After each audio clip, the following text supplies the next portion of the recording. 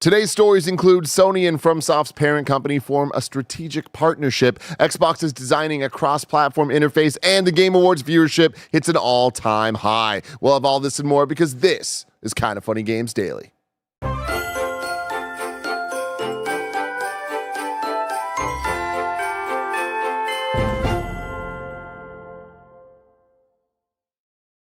What's up and welcome back to Kinda Funny Games Daily, live for Thursday, December 19th, 2024. Of course, I am your host, Tim Geddes. I am joined today by the Nitro Rifle himself, Andy Cortez. Good morning, Tim. Look at us, little ketchup and mustard, little Deadpool and Wolverine. Yeah. I love that you saw my shirt, my dope as fuck shirt, by the way, and you're like, I bought that too. I'm glad I didn't wear it today. We got algorithms. Can you imagine if you did wear it today? I was close. That would have been awesome. I was legitimately close because I got that one and I got the Dark Souls one. Sick. Are we out of focus? Kind of? Yep. Kev's on it, though. Yeah, we are. He's on I'm trying to fix it, but like it was in focus right before we started. A lot's going on, everybody. Camera's out of possibly. focus. Andy's laptop is dancing, and we're not exactly sure what's making the LED do it, but hey, it's hot. There it is. It's going. It's going, everyone. And more importantly, we just reacted to James Gunn's Superman trailer. Of course, we did it live on YouTube and Twitch. YouTube did not like us doing that. Did not like it at all. It did something I've never seen, which is while we were live, it didn't take us down. It just went black, but the live stream stayed, and then we came back, and then it went black again. So there's a lot of like cutout chunks. We're re-uploading it to YouTube right now, hoping that they don't block it or take it down or anything. So we left up the video if you want to see some of our reaction, but mainly the hour-long discussion that mainly Greg Miller has about our thoughts on the Superman trailer, our theories on where it might be going and all that. So definitely go check that out. I thought it was odd. I saw the Reddit talk about it. Hey, YouTube doesn't like whatever Kinda Funny is doing with Warner Brothers or whatever the hell. And then I clicked on the link and it just worked. So I was, I don't know. Again, never seen this issue before. So I'm hoping that we upload it, and when it not being live, it'll just be like a normal thing where WB gets the money from the monetization of the YouTube, which whatever, who cares? That's how this goes. Yeah. And we move on. Or they block it and don't let people see it. But either way, you can check out what is there now, or you can wait a little bit, and the whole thing hopefully should be up in momentarily. But who knows how long that will take, because YouTube, man, processing and everything. Who knows? We're playing the game out here. We're trying our best. How you doing today, Andy? I'm doing great. I started my morning strong, real strong, Tim, because, Barrett's been a great friend and roommate to me for a long time. And arguably the best thing that he's introduced into my life are frosted banana bread Pop-Tarts. They're so good, Tim. I mean, that sounds good. It's free. It's just kind of changed my life. And now I got the yellow sort of jacket. I'm sure I'll get some banana comparisons there. I'm just really, really into these damn Pop-Tarts. I can't stop eating them. Really enjoy them. And they're good for, like, just a little late-night pick-me-up. A little early morning pick-me-up. I get that. A little midday pick-me-up, Tim. I'm a big banana bread in the morning guy. Starbucks has their little banana bread loaves. And that's like a once every 2 weeks for me type of thing. Yeah, okay. Like, just a little treat, and a little pick-me-up. This is Kinda Funny Games Daily, though, everyone. Each and every weekday, we run you through all the video game news that you need to know about live on YouTube, Twitch, and podcast services around the globe. If you love what we do, please support us with the Kinda Funny membership on Patreon or YouTube to get all of our shows ad-free. Watch us record them live and get a daily exclusive show. For a chance to be part of the show, submit your thoughts and opinions as YouTube Super Chats as we go. Remember, we are an 11-person business all about live talk shows, and we've been doing this almost 10 years. We're going to be celebrating our 10-year anniversary, January 3rd, 2015. Nope, that's not right. 2025. 10 years from 2015. We're going to be doing, of course, a big live stream celebrating the last 10 years and also looking forward to the future. Just having a great time with the team here in the studio. It's about to be a blast. So that's a Friday. Make sure you take the day off work, or if you're at work, just make sure you get your tabs and headphones set up so that, your boss isn't going to be able to see what you're doing, unless they could be a best friend too. You know what I mean? Mind your business, boss. Yeah. Is what I would yell. Yeah, exactly. Today after Games Daily, there's not going to be a Gamescast or stream because we had to get up early into the studio to do the Superman stuff, and we're working on a lot of KF10 situations. So this will be the last show of the day. If you're a Kind of Funny member, though, you can get the Kind of Funny happy hour right after Games Daily if you sub at the $25 level. So you can hang out with us, call in, literally actually call into the show and talk to us. It's a great time for everybody. So if you are a Kind of Funny member at that Patreon level, join us for this month's, the final happy hour of the year. Thank you to our Patreon producers, Delaney Twining and Carl Jacobs. Today, we are brought to you by Heart Electric, Still Wakes the Deep, Aura Frames, and Marvel Snap. We'll tell you about those later. For now, let's begin with what is and forever will be the Roper Report. It's time for some news. 6 stories today. Baker's does it! Story number 1. Sony is now Kadokawa's largest shareholder. This comes from Jordan Middler at VGC. Sony has increased its shares in Kadokawa as both companies agreed to a, quote, strategic capital and business alliance. Sony's already owned shares in the media heavyweight, but following today's announcement, it will now own around 10% of the company, making it its largest shareholder. Despite previous reports of Sony's interest in acquiring the company, this deal does not constitute an acquisition, and Kadokawa will remain an independent entity. In a press release, Sony claimed it plans to discuss specific initiatives for collaboration, such as initiatives to adapt Kadokawa's IP into live-action films and TV dramas globally, co-produce anime works, expand global distribution of Kadokawa anime through works through the Sony Group, further expand publishing of Kadokawa games, and develop human resources to promote and expand virtual production. For game fans, Kadokawa is best known as the parent company of FromSoft, developers of Elden Ring. Andy Cortez? I've heard of that one. Wow. I've heard of them. Quote, we're very pleased to conclude this capital and business alliance agreement with Sony, said Takashi Natsuno, Kadokawa's CEO. This alliance is expected to not only further strengthen our IP creation capabilities, but also increase our IP media mix options with Sony's support for global expansion, allowing us to deliver our IP to more users around the world. We're confident that this will greatly contribute to maximizing the value of our IP and increasing our corporate value in the mid to long term. We intend to do our utmost to ensure that our collaborative efforts with Sony produce great results in the global market. Any takeaways, Andy? Well, I'm glad it's only a portion. I'm glad it isn't a full sort of, majority shareholder type situation. It's not an acquisition. Right, not an acquisition.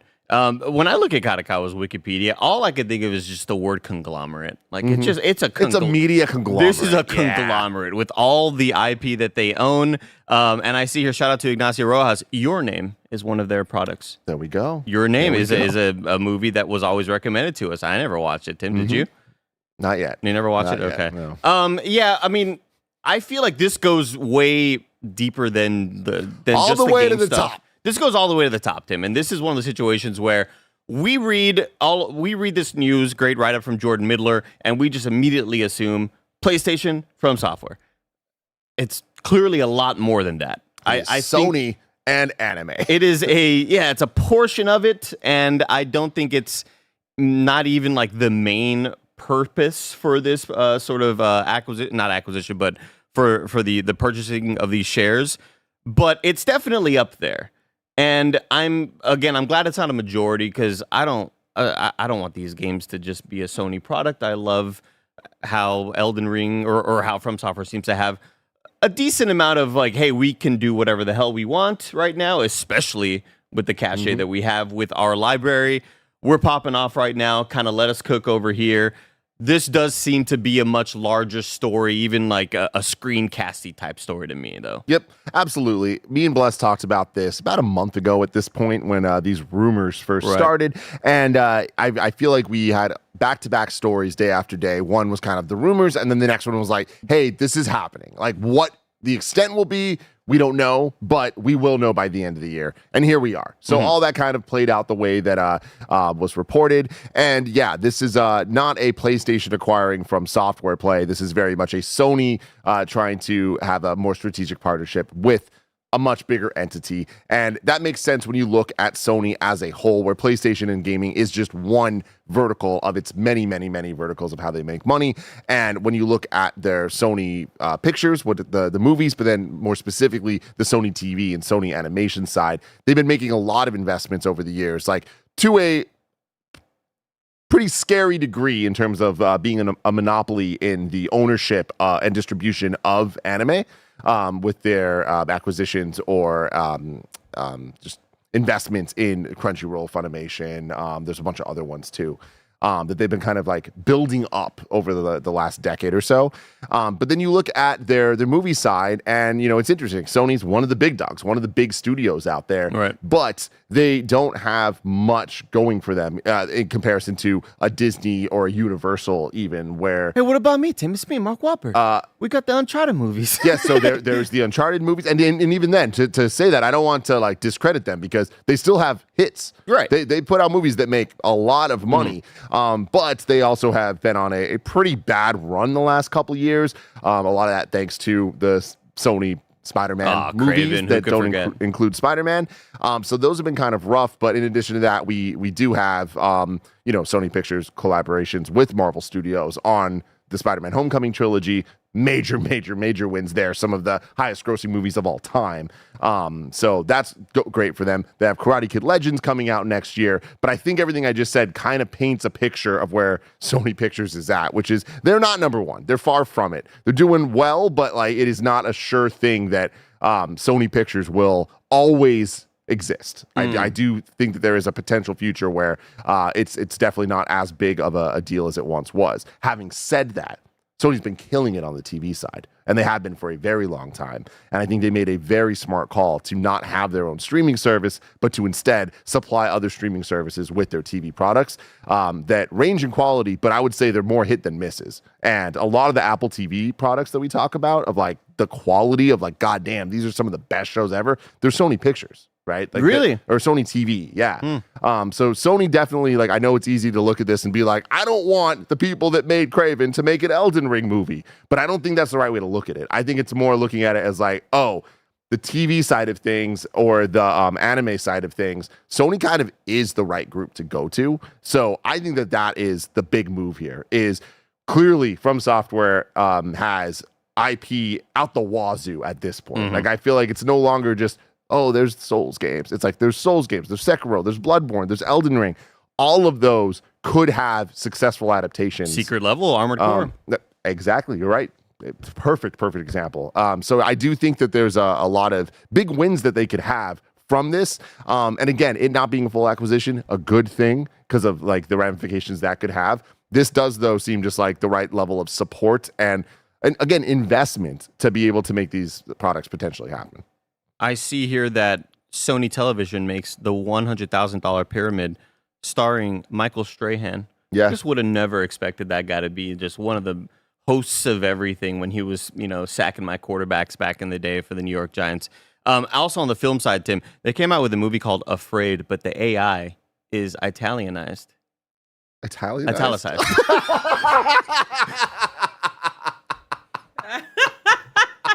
I had a lot of assets. I got a lot of stuff on my mind right now, too. Got a lot of stuff on my mind. Got a lot of stuff. I've been working a lot of stuff, Kevin. You've been doing a lot of stuff.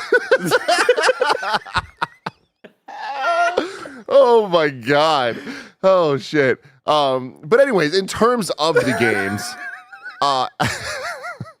this being 10% ownership, I don't think that this sways From Software more towards Sony at all or away from Sony. I think that it'll kind of just be par for the course because remember, it's not like they haven't had investment before, and that clearly did lead to Bloodborne, right? That did lead to strategic collaborations and partnerships exclusive to in the past. And it wasn't that long ago, but I would say that Bloodborne was probably the first step towards From Software being mainstream, like PlayStation kind of like presenting it as like, this is an IP that matters to us. This is a big PlayStation exclusive. The Souls games, I think it took from Demons all the way to Dark Souls 3 to kind of like be the cool kids club of like, if you know, you know. And that grew, obviously. I think by the time Dark Souls 2 was even a thing, it was still very much like a hit. But I remember the conversations around that game back then. It really felt like you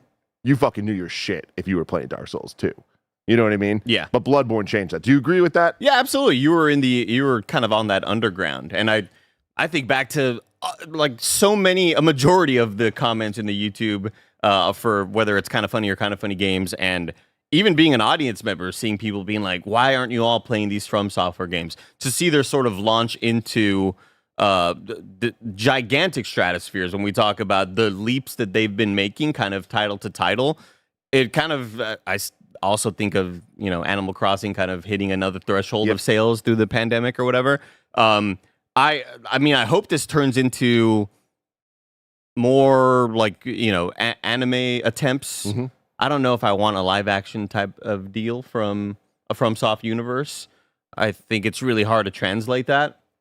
But I'd be excited to see whatever possibilities are out there. I know that they know that they have a lot of potential and a lot of things to work with. It's just a matter of how do we not cheapen it? Mm-hmm. How do we not just suddenly have video game movies just for fun without really, really caring about the IP. So, and I think the people at From Software aren't really willing to cheapen their name and their products. I agree. Yeah, and again, I think that when you don't look at this as a Sony Pictures thing, you look at it more as Sony Animation, Sony TV. Right.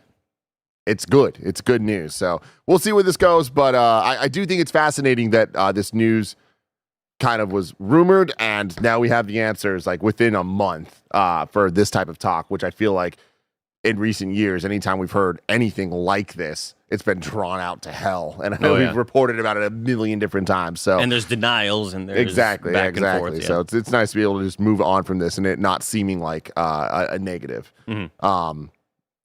Moving on to story number 2. Actually, wait. Erlen Lion Super Chat's in saying this seems to be a way to prevent a potential hostile takeover from Kakao, who are under Tencent. Yeah, I mean, I think that's the world we're in, where you do need to make these strategic moves to protect yourself and your company or companies and partners from the people that have unthinkable amounts of money that can come in and sway a board to be like, we're just going to buy you out. You know what I mean? So that makes a lot of sense. It's hostile takeovers just feel like they are illegal. I mean, the word hostile, you know what anytime I mean? I think of a hostile takeover, like, how is this allowed? It makes me think of Die Hard. Yeah. And I know that they're not the same thing, but it's like that. I just imagine, pirates coming aboard and being like, all right, this is our ship now. It's like, well, how is this happening? But then I also think of how awesome Succession was. And now I understand the financial world because of it, Tim. You're an expert about that. But it's like if the boat was for sale and the people just bought the boat and they're like, well, no, we own the boat now. We own more of the boat than you do. So we're going to do whatever we want. Yeah, but it's like, how did the people who gave them? It's like, well, we don't want you to buy. We don't want to sell the boat. You don't want to sell the boat. That's what makes it hostile. Yeah, sale. Yeah. And then El Capitan 22 says this feels like it's just a for now move. Eventually, they buy them completely. Games stay multi-platform. I don't think that's the case. Like, I don't at all.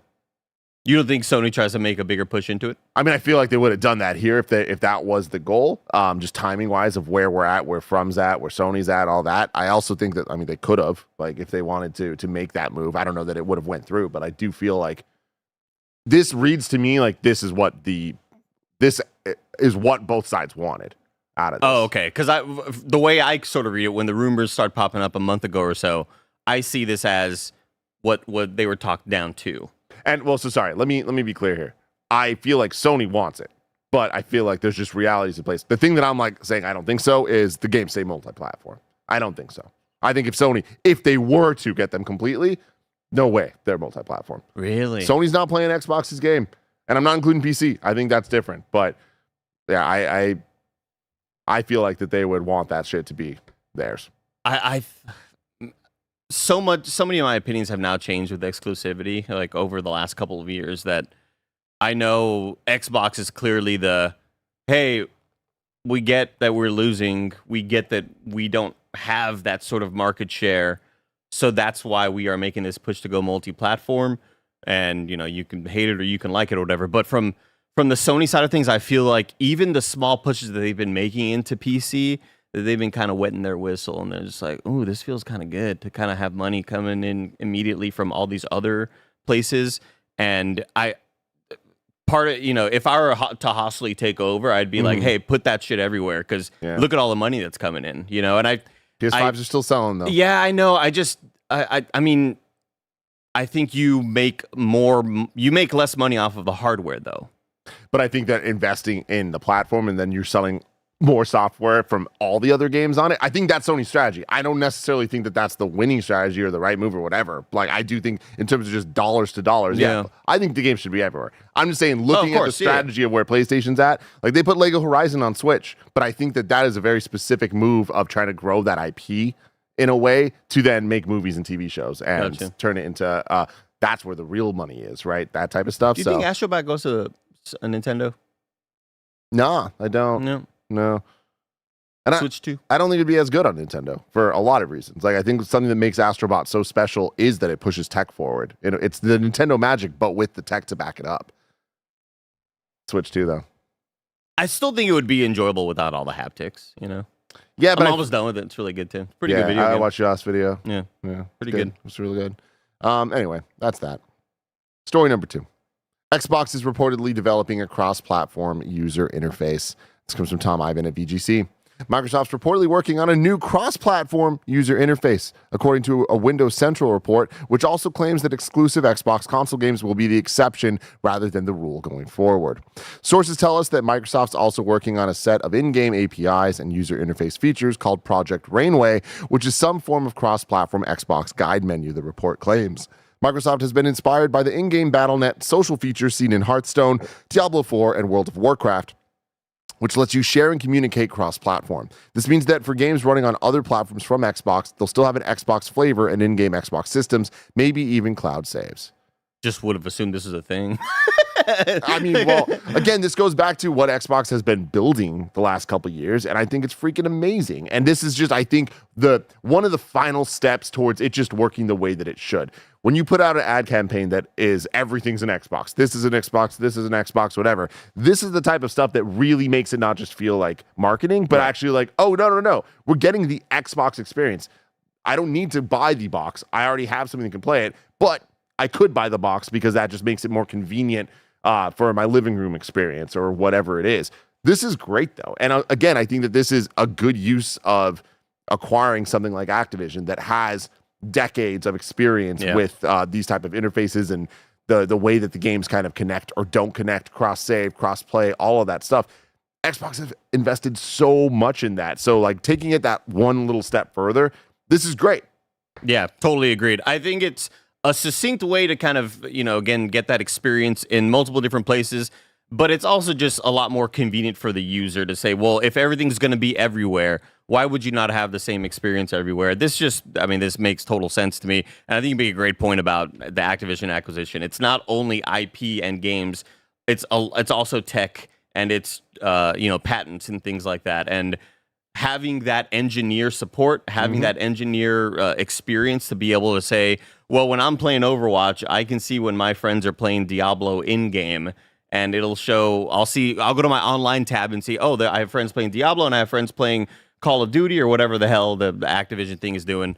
I think this is like a really, really genius call for them to sort of say, why not unify everything as much as possible? And now taking this even further, thinking about it, right, with the rise of PC gaming handhelds, not just the Steam Deck, but how much investment we're seeing from ROG, from Legion, from pretty much every competitor out there at this point. They're making these things.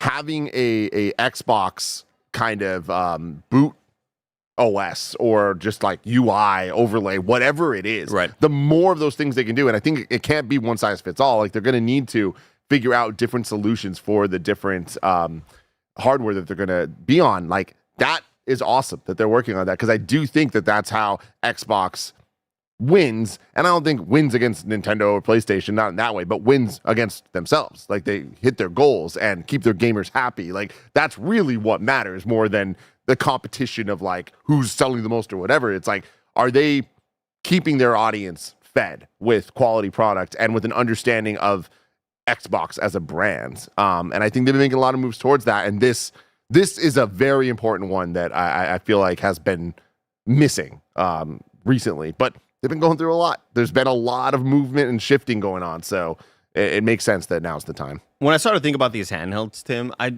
kind of start wondering how odd it is, because on one side of things, it's, we don't talk about necessarily how many laptops Asus sells or how many laptops Lenovo Legion or whatever the fuck, or HP Envy or whatever all the gaming brands that they have are. We don't really talk about laptop sales in that way, and that makes sense, but we do talk about console sales a lot. And one thing that I feel like has been missing from general coverage is just handheld sales. Me and Bless have been talking about it a lot. We just don't know, you know? They put them out, and they're not great. Yeah. Sorry, let me take that back. They are incredibly great for niche products, for what these things are.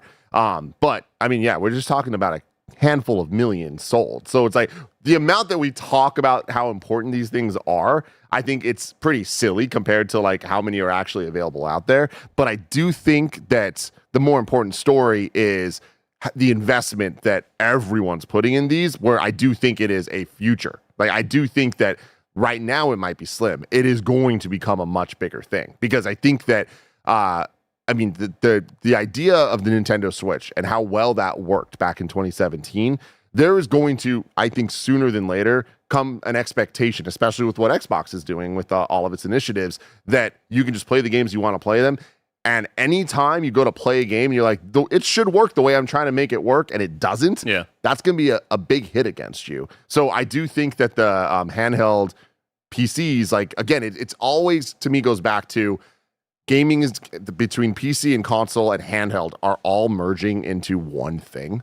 So the closer we get to that, I just think it's more viable to have more places you can put your games. And there is an inherent draw to handheld devices, especially with how premium they are these days. I do feel like we are kind of on in that boom cycle with handhelds. And I wonder if these future investments end up not paying off. Like you're mentioning, how everybody's kind of wanting to get into the game right now.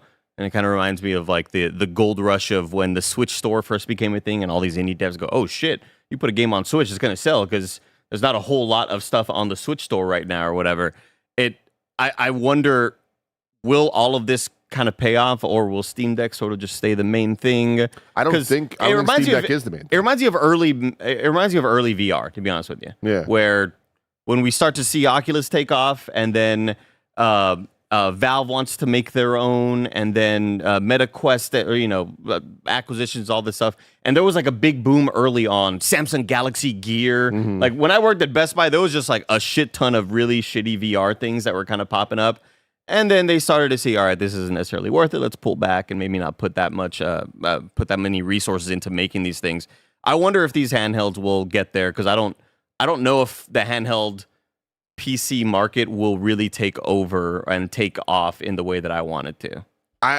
Take over, I don't know. Take off, I think it's going to. And I think that because like the way that we talk about PC gaming, it's like, what's the percentage of PC gamers that are playing on a decked out NZXT with 4090s and all that stuff compared to people that are just playing games on a laptop? And we just wouldn't ever give that credit or credence, but the reality is, it's probably the majority of PC gamers are playing on some laptop they bought at Best Buy, right? And I think that is going to shift slowly to becoming these handheld devices, which, again, I do think the handheld devices eventually are going to be either just straight up cloud streamed or easily docked, plugged into a TV, and people can then play on their couch or their computer monitor if they want or whatever. I think that is going to be the bridge that needs to be crossed in order for these to be a major success. But I do think that they're being positioned.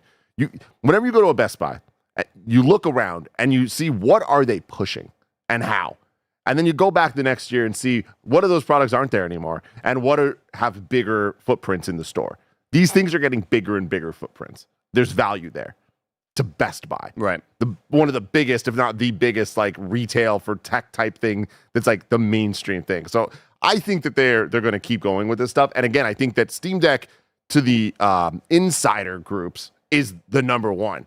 I would not be surprised if the other ones Steam Deck might be the highest selling currently, but I don't think that'll always be the case. God, I could already just see myself on the sales floor right now, just slinging these fucking handhelds. Because obviously my pitch would be like, "Hey, sir, how you doing? Welcome in. Oh, you want the Steam Deck? See, that's the thing. It only has a Steam OS, but these And here's the thing, Tim. Those likely have much larger markups, so you're going to be encouraged to sell those. You'd be like, get this fucking Lenovo Legion thing, and it's got Windows on it. You could put Microsoft Excel or whatever. Great. Microsoft Excel. God, I'd be slinging them, Tim. I'd be doing so well out there. The OS conversation, though, I do think is the biggest part of this. And we're already kind of seeing Steam creating its OS to be able to go on to some of the other systems we're talking about here, the Ally and the Legion and all that. So I think it's going to kind of work a bunch of different ways once Xbox figures out. Man, they gotta get their shit out, man. The Xbox One? They're like, whatever this rumor thing is, it's gotta happen way sooner than later. Because I'm just like, the battle may already be lost. I almost feel the opposite. I feel like let them fight at this point, learn what everyone gets wrong, and then I think Xbox needs to put out a good enough system that feels the most Xbox. Once they get all their OS stuff figured out and all that stuff, they just need to put out a product that simply just freaking works the way that it should. And at that point, hopefully they have a library of games that are like, oh man, this is what Xbox is. But yeah, at this point, I don't expect to see that in the next year. Yeah, I do see that because I just think about the future of how, Sony's also rumoring, their next product or whatever. And nobody wants to have a million handheld products with them. And the one that could just play the most things will likely be the victor. I don't know about that. I think it's going to be the dedicated ones. If PlayStation puts out a portable PlayStation that plays like the PS5 games, PS4 games, whatever, I think that wins because there's the dedicated audience that wants to invest in that. And I also think that the Xbox One, if they put it out and it does have ability to play other OSs and Steam and all that, which I think it will. Yeah. There's value there too. We're going to keep going with different stories, but we're going to do that after a word from our sponsors. This episode's brought to you by Heart Electric. Heart Electric is an upcoming 4-team arena shooter with a fresh twist. Outthink and outplay your opponents to ultimately come out on top in the battle for life-sustaining energy.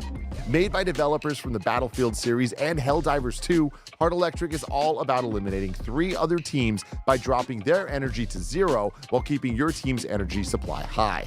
How you keep yourself in play is up to your own scheming. Take a direct approach and steal energy from other teams' bases, or complete assignments while staying out of the spotlight. When one team takes the lead, do you communicate with the other teams and form a temporary truce, or do you take advantage of the panic to launch a sneaky assault on the weakest link? Heart Electric's winter playtest is going down January 18th, starting at noon Eastern Time. Sign up through Steam to not miss the chance to try the next big FPS. Heart Electric. If you're ready to feel the pulse and beat the odds, jump into Heart Electric on January 18th.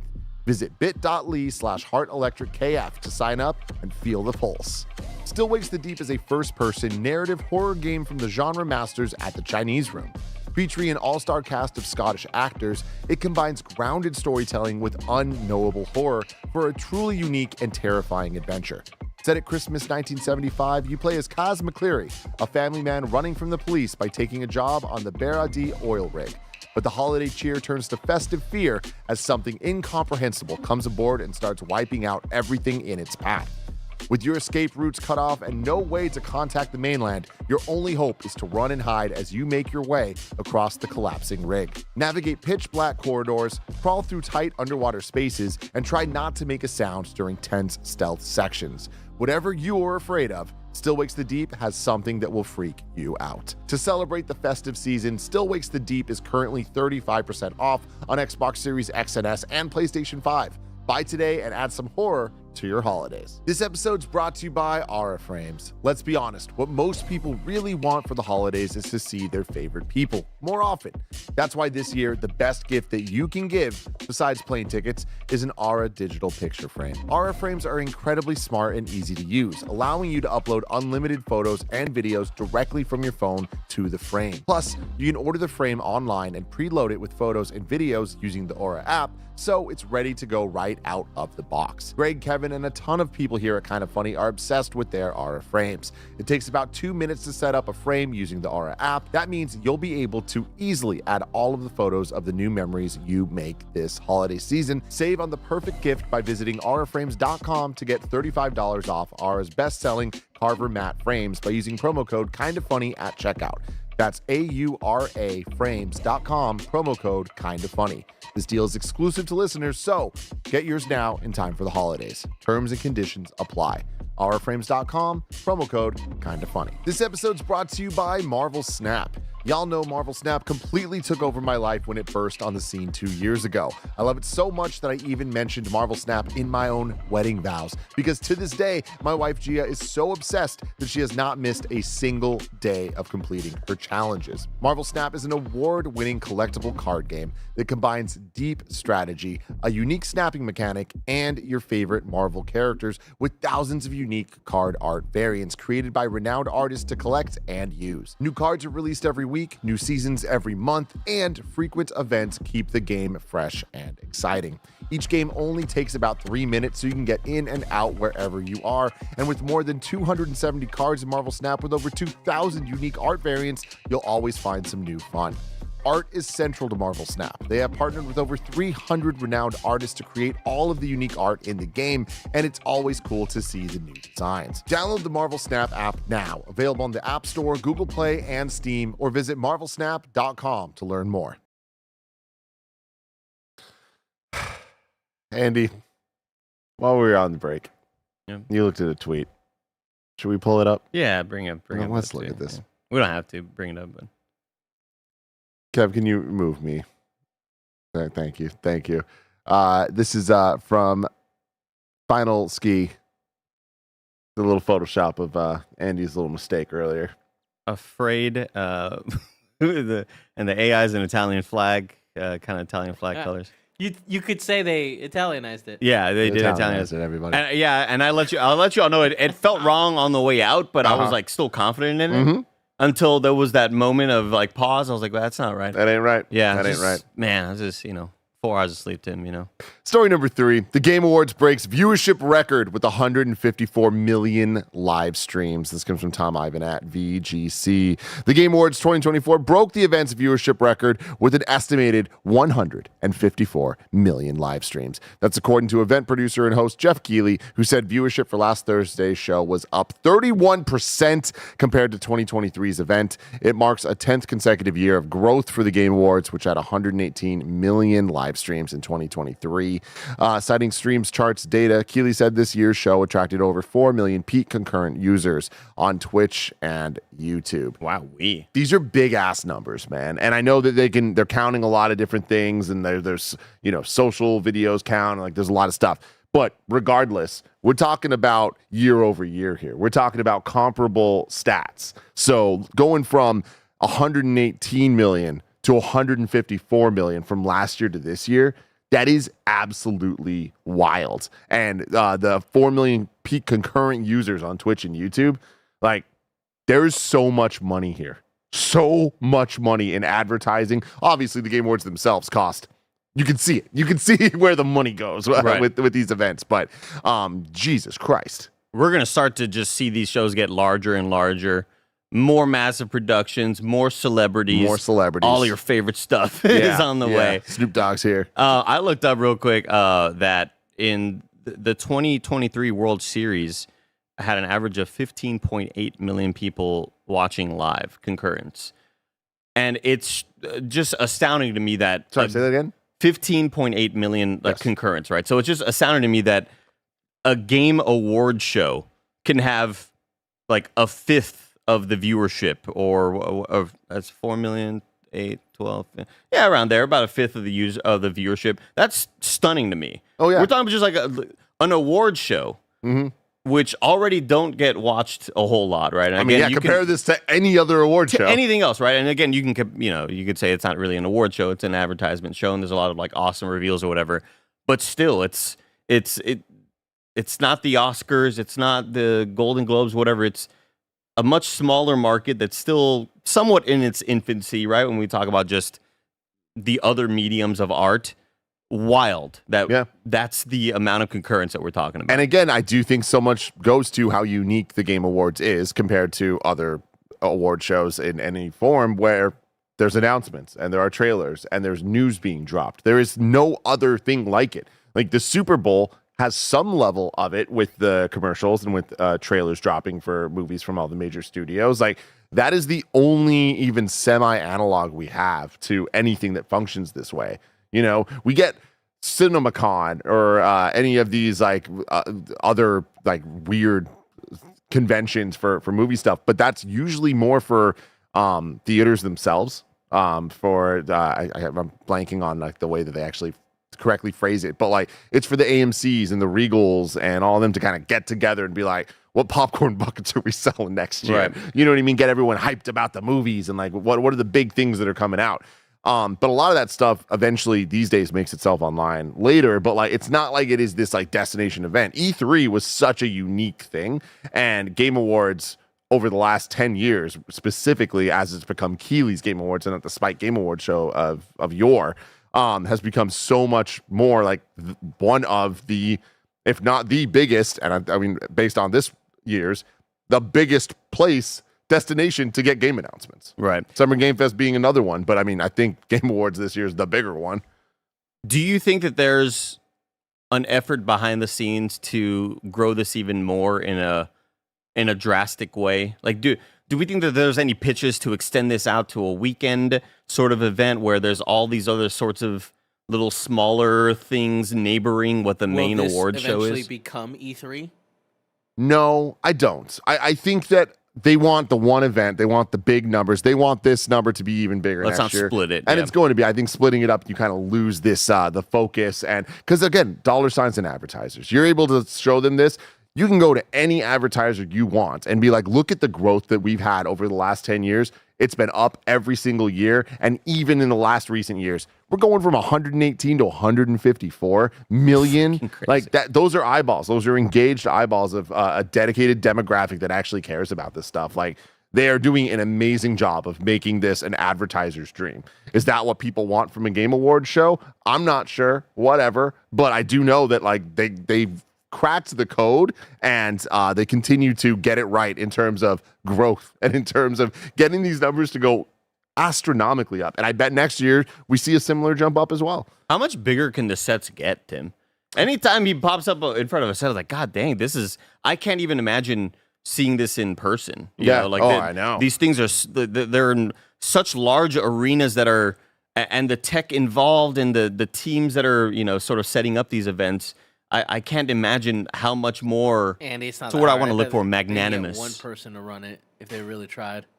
I mean, you could do it, Kevin. That is the thing, though, Andy. Like, I think the Game Awards set is stunning. Oh, it's incredible. But the thing about it is, I don't think it gets bigger every year. I feel like something I actually really respect about Game Awards, and I know you respect as well, is they do a graphics refresh every year. Mm-hmm. Like they have different colors, they have different styles. Like there's a vision for what the tone of the Game Awards show is, and I think that goes overlooked by a lot of people. But it's reflected in the set design, in the production design, in choices that they make for just how the show is even presented.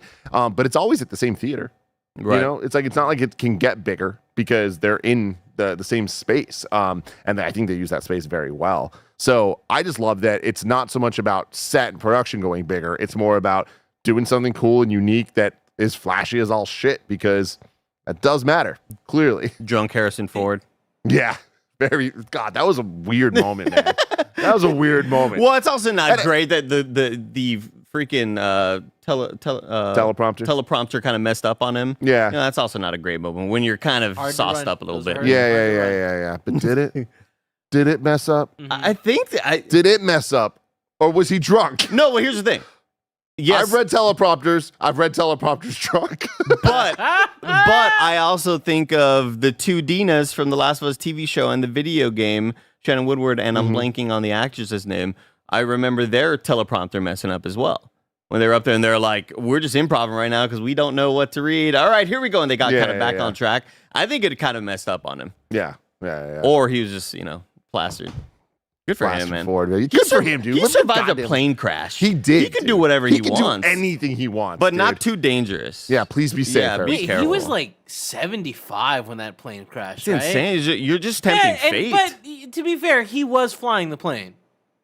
Well, which is fucking cool. Yeah. Stupid as shit. But fucking cool. Oh, Some I didn't of the know coolest if things in the world are stupid. I didn't know if you were giving him bonus points for that. No, I take it away. Like, if I crash a car, I feel like I get less, like, you know, like points for surviving. Oh, Yeah. okay. I thought you were saying, to be fair, he was the one flying it. What an idiot. But you're saying badass. That is kind of badass. That's what he was saying. I was saying what you were saying. I mean, again, cool things can be stupid. Okay? You gotta be real. Harrison Ford flying his own plane, that's cool. It's pretty cool. But it's pretty crashing his plane, not way as less cool. You want to talk about an anxiety attack at night when you're scrolling through TikTok? By the way, I haven't opened up TikTok recently. Sorry, Mike. I haven't been reading all the watching all the TikToks. Running out of time, man. Yeah, we are running out of time. But that one video of, I always get it like once every month, of this woman pilot who just loses her controls midair. And she's like, oh, I've lost the stick. And like, she's radioing to the people of the tower, like, all right, you okay? Yeah, I'm looking to, and she's just like emergency landing somewhere. The most anxiety you'll ever feel in about a minute and a half. But she fucking did it? She fucking did it. Yeah, it was incrable. And like, but yeah, just. Because the way you describe it, it sounded. Lost the engines. I hate that. But it sounded like one of those videos that I've been seeing a lot. Like, I don't know if anyone's noticed, but Twitter's going to shit. Yeah, dude. The amount of people I've seen die recently it's fucking horrible. Has gone from very low to way too many. It's honestly so fucking not cool. But I tweeted about it yesterday, Tim, how like, you know, there's just rumors of Elon wanting to make Xmail, which is like their Gmail. It's like, dog, I can't even look for a past tweet of mine from September. Because you make it so goddamn, like, I have to ridiculous. It's unbelievable. I used to just be able to type the Andy Cortez fucking Gundam. Like, yeah, keywords. Oh, there it is. And that was it. And dude, like, I'll tell you what was like one of the worst not safe for work moments that I've ever had here, and I'm glad nobody was looking at my computer, is me looking up the clip of where me, Mike, and Nick were playing Elden Ring, and we're riding our horses, and Nick said, Andy, I would love to ride a horse with you, reverse cowgirl. And I was like, not sexual though. It's not a sexual thing, Andy. We're just talking. I would love to be facing you on riding a horse. And it's a stupid joke, right? And I remember that being in the tweet or whatever. So I looked that up. Nowhere to be found an Andy Cortez tweet. Just porn. I was like, what the fuck, dude? Oh, yeah. Like, of course, I would expect some porn, but like, show me my tweet. I'm looking for the tweet with my name. It's just unbelievable, dude. What a dog shit website. Story number 4. XDefiant gets a hefty final update ahead of Shutdown next year. This comes from Ryan Dinsdale at IGN. Ubisoft's failed Call of Duty rival XDefiant has received a hefty final update today, December 18th, ahead of its shutdown in 2025. The XDefiant Twitter account shared the patch notes while executive producer Mark Rubin thanked fans and the development team in his own post for their dedication to the game since before and after its May 2024 launch. Can you do me a favor? Can you look up Mark Rubin? I know that name. Mark. I want to know what he's worked on. I know Mark Cuban is...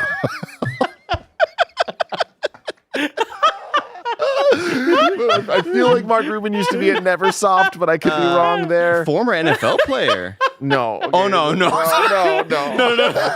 Fucking Google AI sucks. Everything sucks now, Tim. I type in Mark Rubin, and I look again, it's kind of my fault for not reading it, but it says there are multiple matches from Mark Rubin, including a musician, video game player, and a former NFL player. So I was like, I just saw that part. I was like, oh, wow, he did all these things. God, video game producer, visual effects, his work on Call of Duty games, including Modern Warfare 2009, Call of Duty Ghosts, Call of Duty 4, Modern Warfare, in 2007, and he's currently the executive producer at Ubisoft SFO. Where did he start?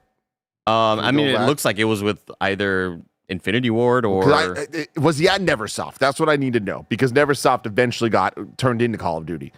Just like everything I love. Everything you love has definitely gone that route. It is really insane. It's kind of wild. Yeah. I feel like every other month or so, there's a new thing about goddamn Toys for Bob doing something Tim doesn't like. It's like, God damn it. It happens so often. It happens so often that Toys for Bob is doing something that Tim just doesn't like. It's so ridiculous, man. Dude, fucking High Moon Studios making Transformers games. We got freaking Vicarious Visions, Tony Hawk remakes, Neversoft, original Tony Hawks, fucking all the Guitar Heroes, all of them. Call of Duty. God. All I see is Infinity Ward executive producer and formerly Infinity Ward affiliation. All right, so maybe I don't know shit. XDefiant's final Season 3 Plus update includes the previously announced Assassin's class, which are modeled after Assassin's Creed's titular heroes, alongside a myriad of additional features that were planned for the now canceled future seasons. This includes a total of 3 new factions, 13 new maps, a new experience called Tactical, a means of gaining experience versus bots, new weapons, new progression mechanics for faction mastery, badges, and more. Wait, so they introduced a search and destroy tactical mode? It's time to hop in, Mike. It's time to hop in.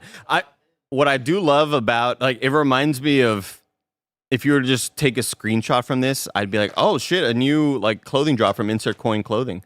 Like, it looks like an Assassin's Creed, like, sort of Disney bounding equivalent of how do we real world this fashion while also, like, let's make athletic wear for the gamer. That's what it kind of reminds me of. That's very funny. People jogging outside in the rain in a forest. NATO in the chat says, did we talk about how this update for XDefiant includes a bunch of work-in-progress assets like skins and guns that clearly refer future seasons? That's pretty cool, not going to lie. Yes, absolutely. I think that's very cool. I think that a lot of what they're doing here with XDefiant, very unfortunate. We all fucking called it. Like, it's not rocket science to know this game wasn't going to succeed. But it is cool that they're putting out this update. They're trying to have this game be able to be enjoyed by people going forward, even though it's ending. A trend that I feel like we've been talking about a lot recently, which is sad because that shows a lot of games are ending. But also, at least it's not getting concorded, right? And they're putting what they got out there. Unfortunate stuff. I really hope that we move past this trend of bad money grabby ideas. You say wasted. That as the graphic on the screen says 90 tier battle pass. Yeah, I mean, we gotta fix this sort of spacing of the letters. We gotta go back a little bit, Kevin. Like, when you italicize a font, when you Italianize a font, it really sort of like throws everything off centered wise. It's one of those things where it feels like you're having this sort of like sunk cost thing where, do you stick with this game that you have been enjoying, or do you just move on? And part of me feels that way about the Destiny community, and I'm very ignorant about the Destiny community, so I probably shouldn't even be talking about it right now, but the fact that Destiny 2 is over, and there's likely not going to be a Destiny 3 based on a lot of stuff that we've already heard from past rumors, I'm like, what's keeping you in there, you know? And that's how I kind of feel about this. Why? Good for Ubisoft doing this, but what would keep a player wanting to play a game that has no future? Well, obviously, Andy, because the Ubisoft crossover game that plays like a Call of Duty, we're finally getting Assassin's Creed. That's it. We didn't have that before. That wasn't at launch for this game. Well, when I again, that does make sense. And when I hop into a competitive shooter, I'm like, how do I bring Baroque period fucking good drop of Baroque there. Yeah, I mean, totally not even accurate. But no, not at all. You know what I mean? Like, what am I doing with goddamn Ezio and the fucking the Abstergo, whatever the hell is going on in Assassin's Creed? It makes sense that it was never in there to begin with, because it's not, Tom Clancy's like, no, that's not my shit. I didn't make that Assassin's Creed thing. But it does make sense that they would eventually move the IP here. It's just, I don't know, it bums me out. I just feel like, like, it doesn't feel like the equivalent of going to a restaurant before it closes down. It just feels like you are kind of pouring time into something that won't be around later on. And it makes me sad, Tim. Yeah. Video games. Yeah. Story number 5. Helldivers 2 is giving away second Killzone set for free after fan backlash over $20 prices. This comes from Ethan Gach at Kotaku. Before I even read this, I just want to say, I fucking told y'all, motherfuckers. So many people came from me, they're not going to do shit. And is this everything I wanted them to do? No. But I knew they were going to do something. Yesterday, Helldivers 2 officially revealed its first crossover skins collaboration for Killzone 2. But players immediately balked at the $20 price tag, and now the sci-fi shooters developers are trying to put down the fan rebellion with a holiday freebie. Whenever I think of the word balk, I just think of a chicken going, "Bakak!" And so, like, I just think, so wait, random. What for what? When somebody balks at something, like, I just, like, it sounds like a squawks or something like that. I'm having a weird day today. The Hellgast-inspired Killzone sets are $20 a piece, more than anything else currently in the paid-for game, while Arrowhead Game Studios won't confirm that future collaborations will be priced lower than that. It is giving away the second set in the crossover to try to win back fans heading into the end-of-year break. Firstly, we're gifting to everyone the planned second wave of the Helldivers cross Killzone collaboration items today, free of charge. The distribution of those items will begin shortly in 2 waves. As such, we're going to extend the duration of the items currently in the superstore, God, from 5 days to 10 days. You get the burpees, I do, man. It's just like, honestly, I'm having a real bad problem, and it's fucking killing me, and there's just no solution here. I have, when you get like it's not an ingrown hair, but it's like a pimple that doesn't actually want to be a pimple. Oh, it's just in your, and it's like right here in my sinuses. Oh, and it is fucking me up. It's making me tear up. My teeth hurt. What? It's just fucking me up, dude. What the? It's so. I mean, when you get those like sinus headaches? Yeah. Oh yeah. That's what's happening, man. I'm dying. It's caused by a I think so. Pimple. It hurts, man. It hurts really bad. I always imagine like just getting a little like a hot needle and just see what happens. It's in there though. You know what I mean? I would need to go. Oh, Kevin can get to it. Kevin can definitely get to it, man. In addition to lengthening the stay of the new crossover items in the shop's monthly rotation, it sounds like Arrowhead's also looking at a way to have a secondary shop of items that never changes, so that latecomers always have a chance to buy the more highly sought after crossover merch. Some fans worried that this latest economic encroachment, it's right, but it's funny, was due to publisher Sony's meddling. But CEO Shams Georgiani said in the Helldivers 2 Discord that wasn't the case. It's a partnership, but we're in the driving seat behind the decisions, he wrote. This one is on us. Good on them. Good on them. And also, just good on them as a whole, not just talking about like this. This is one minor thing that happens every once in a while, and sometimes developers walk it back whenever there's enough feedback. But, like, I open up SteamDB. Mm-hmm. This isn't counting PlayStation. This is just counting PC players. Counter-Strike 2, number 1, 740,000 playing. Dota 2, 500K. Path of Exile 2, 375K. You got Marvel Rivals. You got PUBG still killing it. Rust, GTA 5. Still killing it with 142,000 players playing right now. Crazy. Helldivers 2 with 100K. That's astounding. 6 digits for Helldivers 2. For Helldivers 2. Period. For a non-competitive co-op game and one that we've seen, they've been kind of a dime a dozen, and it's insane. Again, don't get me wrong, this is much better than a lot of those experiences. I'm not trying to say this is like Alien Colonial Marines I always blank on the name, though. There's a co-op Alien game that came out a couple years ago. I'm not saying it's freaking Second Extinction, that game where you squat up with your friends and shoot dinos. I know this is a much more elevated experience, and they were being rewarded for their awesome game design.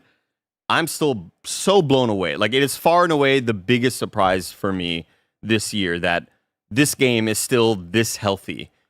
Having a massive DLC drop with a brand new enemy, and people are back in droves. It's so impressive, dude. It really, really is. And again, a team that listens. I do think that I saw a chat and it went away, so sorry for not being able to call you out specifically, but saying just like, hey, like, free is good. I know we all like free, but like, we need to pay to like support these games, these long live service games. I absolutely agree. I'm such a huge proponent of that. Like, there needs to be some type of cost structure to be able to fund the development and continuation of these like updates and live games. It just needs to be fair. It just needs to provide an accurate value for the price for what you're offering. And I think that with what they were doing, that's not the case. And I know other people did it, and I know other people do it, but that doesn't make it good or right or fair. And when we're looking at a team like Arrowhead that so far has done this correctly, I feel like this was a misstep, and they realize it. I'm very interested in what happens next. Next time that they come out with another collaboration, do they keep this pricing structure? Because I sure as hell don't think they do. Yeah, I totally agree. I don't think they do either. I'm just kind of blown away by it. Training games right now on SteamDB. Sifu, 1,100 players. Pretty crazy. Hell yeah, man. I was thinking about Sifu last night. I think about Sifu all the time. Did you watch the secret level episode? No, I haven't watched any secret. I've just been gaming. Sifu, it's like 4 minutes, dude. It's so short. Yeah, I remember Mike being like, "Oh, I'm about to watch the Sifu secret level. Everybody wants to watch it." And I walked into the lab to log into Steam, walked out, it was over. It's good, though. God damn. It's good. I feel like I would have much preferred like a long, like, let's do it right. But I feel like it's a 4-minute Sifu short done very well. You happy about a season 2? Very happy about a season 2. I mean, so am I. I just, I hope a lot of the concerns are addressed when it comes to the quality of storytelling. I talked about this a little bit yesterday, but Death, Sex, and Robots, which Love, Sex, and Robots. You're thinking Death, Sex, and Money. Yeah, man. Yeah, Love, Sex, and Robots. Crazy, sexy, cool. Whatever, man. Yeah. All that shit. It's hit or miss. Some are good, some are bad, like whatever. But like, I feel like it existing is good. They're more art pieces. I'm hopeful for season 2. I'm happy it's happening, even if so far season 1's not my favorite thing to ever exist, and it could have been. I wish it was. But it's also, I'm also not surprised by, like, when I think about it. When I just really think deep about trying to make that many quality stories, like it's been done before, but it's also like a huge Herculean task to like even have one that's really good and that people can all agree on. But then I also think about, I never watched Star Wars Vision Season 2, but Star Wars Vision Season 1 was so sick. Yeah, 2 was equally good. Really? I would say, yeah. I had a transition that was great earlier, but I lost it. So we'll just jump into it now, Andy. Like, if I was looking for really small things, where would I look? You'd go to our last story, the Wii News channel, where we cover all the news items you need to know about. Small news items. From IGN, the writer of the infamous Sonic Adventure 2 song Live and Learn is suing Sega, claiming he owns the rights to the song in part and alleging the company's been using the song without his permission and making money off of it for the last 20 years. What's wild about this, extra wild about this, is this song. It's like probably the most famous Sonic song, period. And it has been used. Follow me. That's one? No, that's Escape from the City. Oh, fuck. That's the opening of Sonic Adventure 2. This is like the get hype moment at the end. Song. It's like the theme song. Okay. I would say it's like and learn. Fucking nailed it, dude. Sick ass guitar solo, like cheesy as all fuck. Hell yeah. But it's kind of like, it's a big deal. The song is a big deal, and it's been. It really is. It really fucking is. It's been featured in like something insane, like 156 games.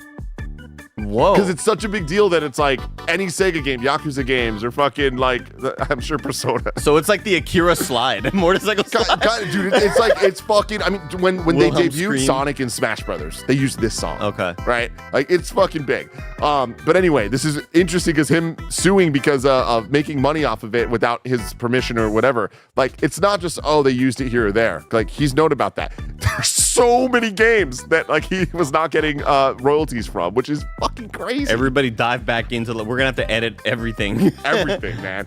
God. For Mario 64, the Rogue Prince of Persia will have no Ubisoft Connect at all on Steam, previously announced as optional. If cross saves are requested by a lot of players, they may explore other ways to address it. Wasn't it always on Steam? It's not. Are they talking about when it releases 1.0? I don't get what this is saying. Because it's been on Steam. The Rogue Prince of Persia. Yeah. Will have no Ubisoft Connect. So if you were playing it on Connect, you're not going to be able to bring your save over to the Steam version. Okay. I mean, unless a lot of people want it and then they'll address it. Okay. Fascinating. I don't know. There's something about the article or this write-up makes it seem like when it comes to Steam, one day it's like, well, it's been there. So I guess they're just maybe saying this functionality that you may be expecting, don't expect it unless you want it. Yeah. unless you really want it. Okay. To the Moon, Sigmund Minisodes 1 and 2 are now available for PS5, coming Xbox Series and Switch in early 2025. Minisodes. It reminds me of when we were playing our Pokemon Nuzlocke, and Rapidash came up, and Nick goes, Rapidish? And I started laughing. He goes, okay, fuck you. Fuck you, Andy. Hella funny. So mad at me. Hey, fuck you. Okay. And that's it for Wii News, everyone. Not Lost Crown, Andy. No, I know. I know I know it's not Lost Crown, but Rogue Prince of Persia has been on Steam this whole time. Mm-hmm. So it's not like it's just coming to Steam. It's been on Steam. And that's why we were so shocked that Lost Crown had not come out yet at the time that it had not come out. I'm looking at You're Wrong right now to see. Oh, Steam Replay is out. You look up some You're Wrongs while I look at my Steam Replay or my Year in Review, Tim. Fucking PC Gaming. It says, sorry, it failed to load. Try again later. Ches for real says it's love, death, and robots, Tim. No sex at all. There's just no sex. I was sure sex was in the name of both of them. Oh. Love, death, robots, death, sex, money. I knew death was Wait, hold on. Yeah, you said death, sex, and robots. So sex is not a part of it. No, love, death, and robots. Well, love is the sex part. Because when you said, I was like, oh, it's love, it's not death. Yeah. That's the only thing I thought was wrong. No, sex is only on the I'm podcast. on one right now. Got it, Tim. I'm on one right now. That's it, everybody. You know what? I'm going to read said nuggies here. Not a you're wrong, and I'll probably never write it again. I love you, Kevin. I'm glad you're back. Andy, can you show Kevin how to switch Twitter and YouTube to dark mode? I talk to everyone, and we'd love to not get flashbanged. No. He refuses. He refuses. Everybody. I think me and Kevin have had each other blocked for a couple of years now, and I think it adds to our relationship. I think you apologized on air like within the last 6 months, and we unblocked each other. Oh, really? Yeah. But I mean, neither of us use Twitter anymore, so. No, I pop on just to like fight. Just to fight. Oh. What, Kevin, golf on Sunday? What do you think about it? You said it last time. I know, but this is like the final Sunday. So let me. I'll look into it after this. It's the final Sunday. I mean, but also, before the break. Wait, when are you leaving? Monday. Oh, you're leaving? Yeah, I'm down. Yeah. Oh, I didn't know that. Where are we going? Stay. Back home. Home? Yeah. Oh, always, shit. Yeah. Every Christmas. You go to Thanksgiving and Christmas? Or did this year just work out that way? This year, I mean, not always. I try to go at least for one of them, but the past couple years I have gone for twice. Sick, there have been a couple of years where I will. Well, also a lot of it was the pandemic where I just didn't fly at all. For a decent amount of time. What a world. But Andy, I'm in. Right. Give me a time. Okay. I'll tell my wife. Morning. She'll watch the baby. 6 a.m. See you there. For reals? No, I don't know. No way. No. But no, I mean, I've done the early morning stuff before. Here's the thing, though, Tim. Anytime we've looked in the past for golfing times, the only ones that are available are like 2 or 3 p.m. It's like, dog, we'll golf for an hour and a half. It's dark. Sun goes down, and I also just don't want that to be my whole afternoon. I want to get home with some stuff, with time.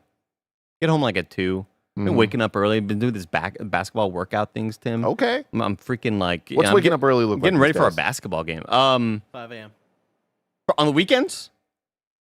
9. Okay. Yeah. Yeah. 9. What time do you wake up normally? On weekdays. Yeah. What time do you go to sleep? I guess that's what I'm more interested in. Well, I mean, it depends on what I'm doing. Can we keep calling them school Normal? 1 to 2. Okay. Yeah. Do you see that? If I have changing, if I have games daily, I will like purposely go to bed like at 11 to midnight. Okay. But I mean, lately the weekend schedules have been great, Tim. Yeah. Yeah. Because I have these workouts, I'm sore as hell, feeling good. I used to be with you where it's like average. It would be like 1 to 2, probably 1:30. I think would be like a fair average to say. These days, like I feel like midnight. I'm in bed. That's good for you. Yeah. I mean, that's great for the mental health. It's just life, but it's weird. I never thought I'd be that guy. Never. I mean, but you've had Gia for so long, and you've kind of been in that rhythm for quite some time. It is a rhythm to it all. Yeah, rhythm of the rain. Yeah, like I remember. I mean, when the rhythm, when I was dating a girl for many a couple years or whatever, and then having that rhythm break, we're like, oh shit, now I can like now I'm waking up at 2 p.m. Yeah, I can do anything. Yeah, 1 p.m., 2 p.m. It's crazy, Yeah. When you have somebody who's like has a normal life who isn't like a weirdo at night. Isn't that healthier though? It's way healthier, Kevin. It's way better for you. No, I'm not denying that. I'm sure, yeah. It's just one of those things where there's nothing like those late hours. We had somebody write it a long time ago. Greg and I always talk about it, where you feel like at night, hey, fucking, this is my time. Even though I'm sleepy, you fight the sleep because it's like, no, man, I didn't get to do all the things I wanted to do today. And partly it's my fault, but also like, fuck you, it's my time right now. Yeah. And so you fight off the sleep and you're just kind of annoyed by it. And that's how I usually am. Then it all starts over the next morning. Been playing Nine Souls a lot. That's a pretty good game. I think Barrett should check it out probably. Yeah, I think he would. I think he'd be really, really into it. Everyone, let us know in the comments below if you're interested in trying Nine Souls. I'm dying live on camera, everybody. Jesus Christ. This really sucks. Shit. This hurts so bad. Like, I don't understand what's happening inside of my face right now, dude. It hurts. I love you all. Watch Happy Hour. Patreon members at the $25 level. We're about to do Happy Hour. You can call in and talk to us. It's going to be a great time. I love you all. Goodbye. Bye. I'm going to die.